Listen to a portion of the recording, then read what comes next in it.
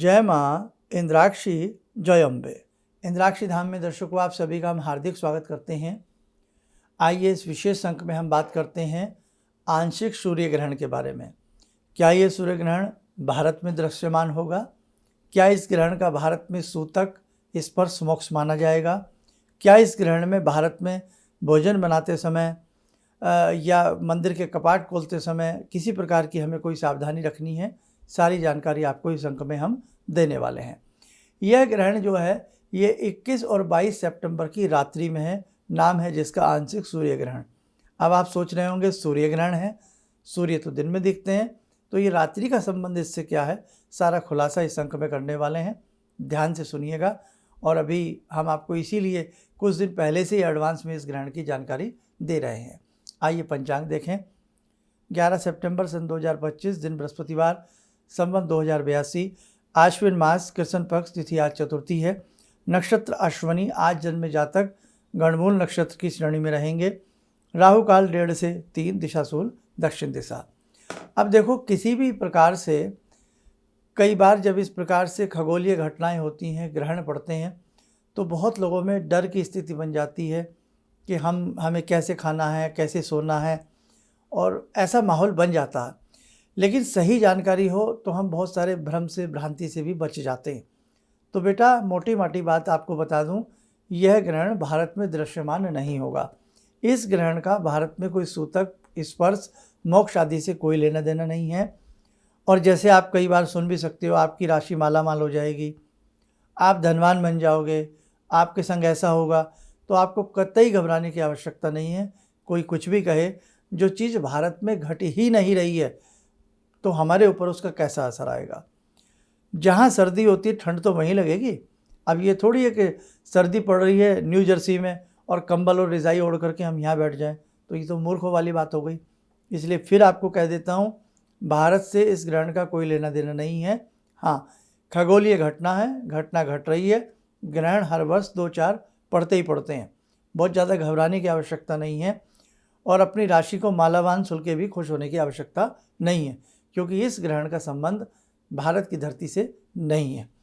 विदेशों में यह ग्रहण पड़ रहा है। अभी हमने आपको बताया 21 तारीख की अमावस्या है, सर्वपितृजनी अमावस्या है, और अमावस्या के दिन सभी अपने पितरों का श्राद्ध करेंगे। हम कितना भी आपको समझा लें, लेकिन बहुत लोग आपको बहुत सारी चीज़ें समझा करके डरा सकते हैं। आपको डरना नहीं है, क्योंकि हमारा उस दिन पितरों का विसर्जन होगा और बहुत लोग इस खतरे में पड़ जाएंगे, संकट में आ जाएंगे कि आज हम अमावस्या कैसे करें, आज हम पितरों का दान कैसे करें, आज तो ग्रहण है। मैं फिर आपको कह रहा हूँ कि इस प्रकार की जितनी भी हमारी वीडियो होती हैं, उन्हें आप सनातन धर्म के नाते शेयर कीजिएगा, लोगों में बांटिएगा, बताइएगा। तो फिर आपको बता दें, आप अच्छे से अपनी पितृ विसर्जनी अमावस्या 21 तारीख को करना, और ये ग्रहण 21 और 22 तारीख की रात्रि के हिसाब से ही होगा। सूर्य ग्रहण है इसलिए रात्रि आ रही है, क्योंकि विदेशों में दिन होता है और हमारे यहाँ उस समय रात हो जाती है। और रात्रि का समय भी इस ग्रहण का मैं आपको बता देता हूँ। जो विदेशों में ये घटेगा, रात्रि को 11 बजे के आसपास से ये ग्रहण घटेगा हमारे इंडियन टाइम के हिसाब से, और सुबह 3:21-22 के आसपास तक, 24 मिनट तक ये ग्रहण रहने वाला है। प्रेग्नेंट महिलाएं अगर कोई सावधानी रखना चाहती हैं तो रख सकती हैं। वैसे रात्रि का समय हो जाएगा 11 बजे से सुबह के 3:30 बजे के आसपास का समय। तो कोई चाकू, धारदार चीज़ें, कोई फल आदि उसमें नहीं काटना होता है। और उस रात्रि में तो कौन फल वगैरह काटता है, सब आराम से सो ही जाते हैं। तो आप आराम से अपनी नींद लीजिएगा। जो प्रेग्नेंट महिलाएं हैं, किसी प्रकार से आपको शंका, असावधानी, कोई भ्रमित होने की आवश्यकता बेटा बिल्कुल भी नहीं है। अब दूसरी बात, विदेशों में भी कहाँ कहाँ ये ग्रहण थोड़ा बहुत हमें दिखाई देने वाला है। ज़्यादा तो मैं पूरी लिस्ट नहीं पढ़ूंगा, थोड़ा बहुत आपको मैं पढ़ करके सुना देता हूँ, आप ध्यान से सुने।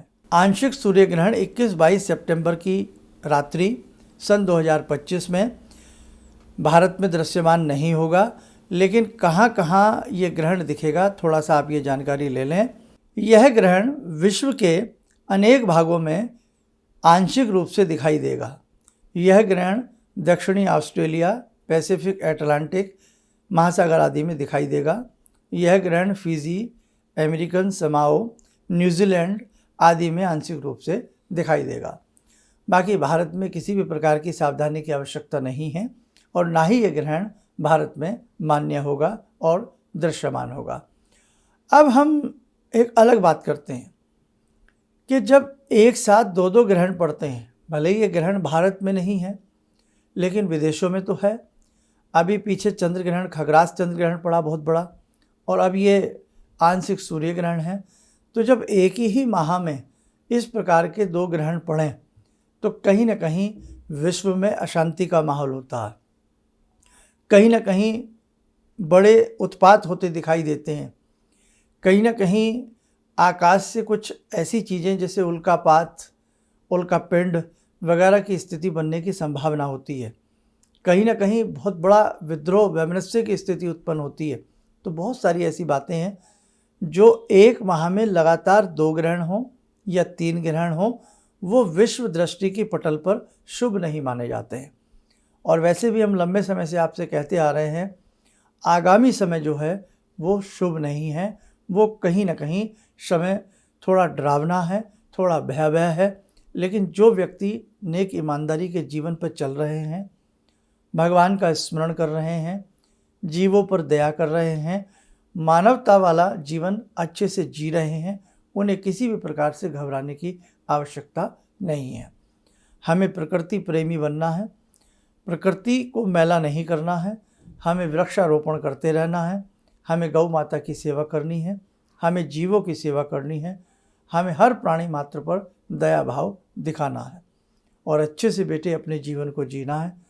आपके संग प्रकृति है, प्रकृति आपके विरुद्ध नहीं होगी अगर आपके अंदर मानवता रहेगी और आपके अंदर काइंडनेस रहेगी। आइए, समय हो चला आज की ध्यान साधना का।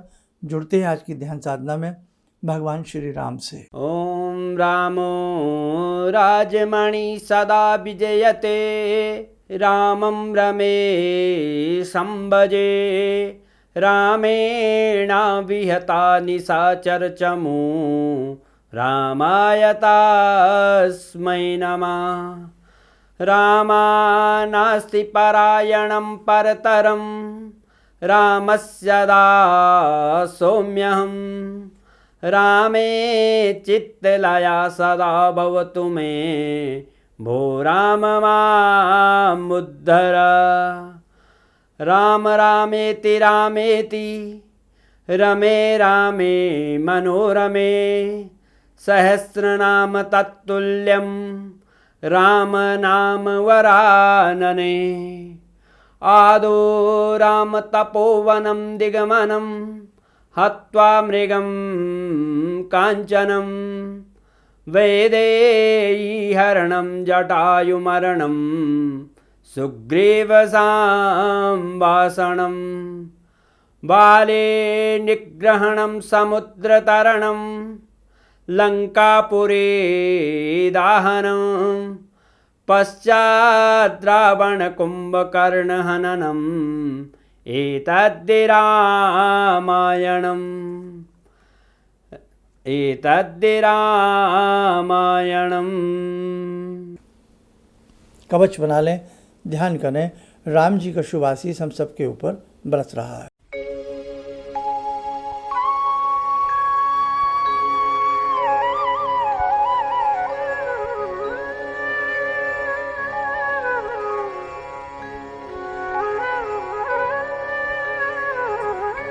ओम बोलते हुए नेत्र खोलें, सामान्य हो जाए।